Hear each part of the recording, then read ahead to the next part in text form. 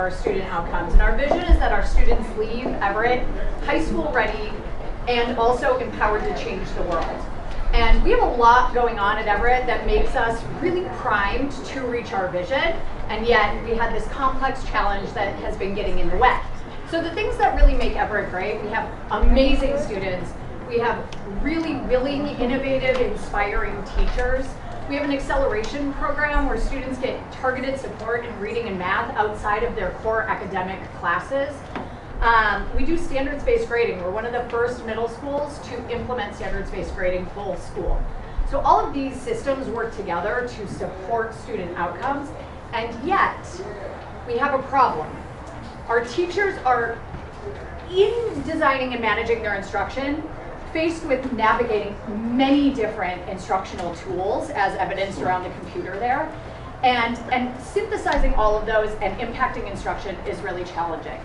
And so much so that our students of color are not succeeding to the degree that we want. Our SBAC scores are here, less than 50% proficiency in both math and ELA, and that's just not okay with us. We have a huge population of newcomer students.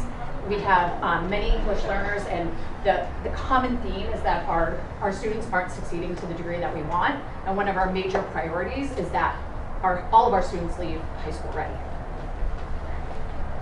So I'm going to walk us through our design thinking process.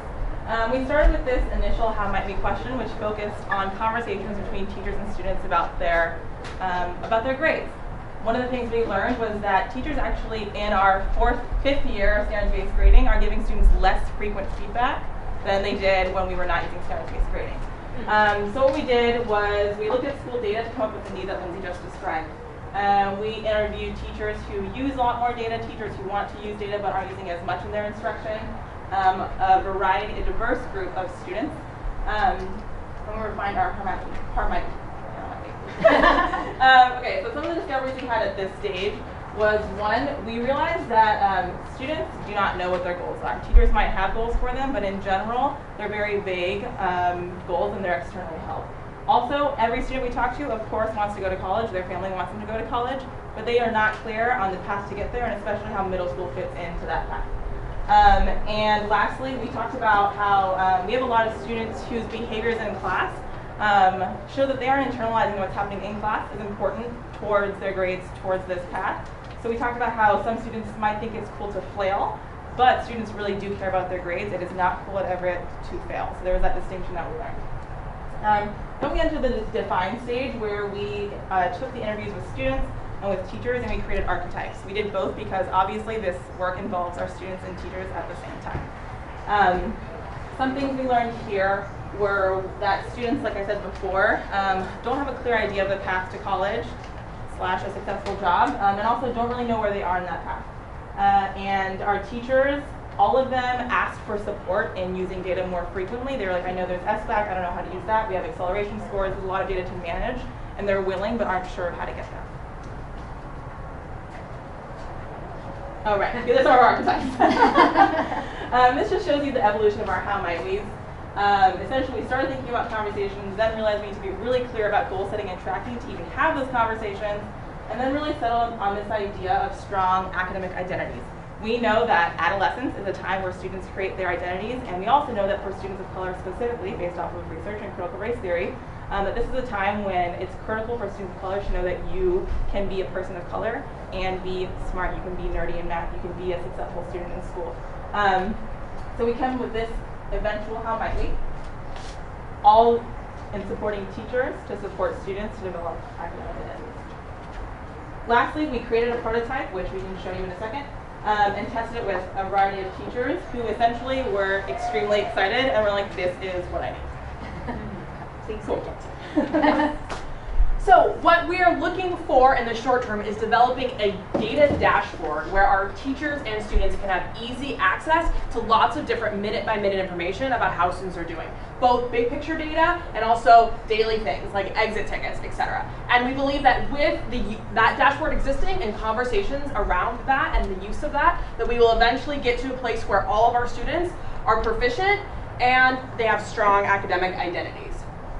So this is our prototype that we've built out, that is this data dashboard. where this is a view for a student where they could in a moment see all of their classes and putting all the different pieces of information that they get throughout their day, exit tickets, bigger formal assessments, diagnostic assessments to figure out how am I doing really in math, and how am I really doing in reading, and how am I doing really in PE, and the decision I made today in block 2, how is that impacting how I'm growing towards my goal? So that students can really see and connect what they're doing on a day-to-day basis to their academic goals, which are tied to their personal goals. So our design strategy to get there is to really roll this out slowly and over time. So working with our teachers to make sure that they've got really clear goals set for students that are easy to measure, and then rolling out a pilot with a subset of teachers who will opt in, and ideally this spring, where they are using tech and using digital resources to gather much more frequent information about their students and how they're doing. Our teachers in our interviews were like, I want to do Google Classroom more, but I can't because I don't have a Chromebook cart in my classroom every day. And so we need the tech in the classroom so teachers can get access to that data more frequently and being able to build a base of information that we can then funnel later on into a database so we can really see how students are doing and progressing every day. So once we would do this pilot with our teachers and get some of that more digital information coming in, then we will have more information to actually build this dashboard. And so we foresee working with tech partners or building our own skills to really build a digital place where all this information can funnel into and be easily accessible. So we would build this going into the end of this year, so that going into the beginning of next year, fall of next year, this would be something that we would launch with the whole school. And we have a variety of systems and professional development to support our teachers in actually using this dashboard in their instruction and in their conversations with their students throughout. And this could be something that could go to other sites throughout the district as well. So in order to really make this happen, Laura mentioned this, we have quite a few computers in our building, but something that's really been standing in the way of our teachers using Google Classroom in their classrooms or using digital exit tickets is this reliability of access to tech. So we have 4 Chromebook carts in the building. We just got a 5th one, but we have 17 classrooms. So teachers don't have this reliable access. So one thing we're pitching for is a cohort pilot. So we want to pilot in our 8th grade team, which is 7 classrooms. And so by purchasing 2 carts and 33 computers, we would donors choose the rest and be able by January 2017 to have every 8th grade classroom have reliable access to tech at least 4 days a week. And we think that that would change practice in the here and now, which would then inform how we actually build out the dashboard, what we want to include, what teachers feel is most useful. And then in next semester, we're asking for some money in extended hours for the 3 of us to actually build the dashboard, to learn or to access external. We're thinking about talking to Google, we're thinking about trying to do a hackathon, we're trying to figure out who has the expertise to help us build this, or how do we develop the expertise ourselves, and also extended hours for our staff so that they can pilot this and work together and collaborate.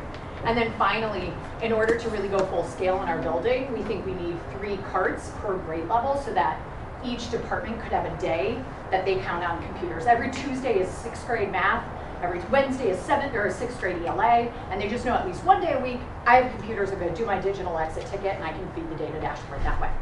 So those are the kind of some of the basics of our monetary ask to be able to roll this out. But really what we're looking to do is transform this conversation. When we interviewed students, we talked to about a dozen students, and this is what I heard. How are you doing in math? I don't know, good. What do you need to do to get better? Work harder?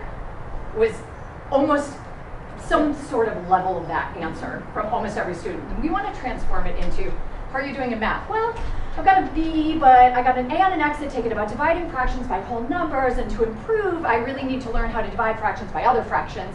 That's the kind of conversation we want to have with any kid in our hallways by December 2017. And we know I was just at a standards-based grading PD all day with all the APs and middle schools, and I showed them our prototype. Middle schools are hungry for this tool. In order to roll out standards-based grading at the other school sites, middle schools are really eager to have something like this. School Loop is a huge obstacle to being able to do standards-based grading well at the district level. Thank you. Yeah.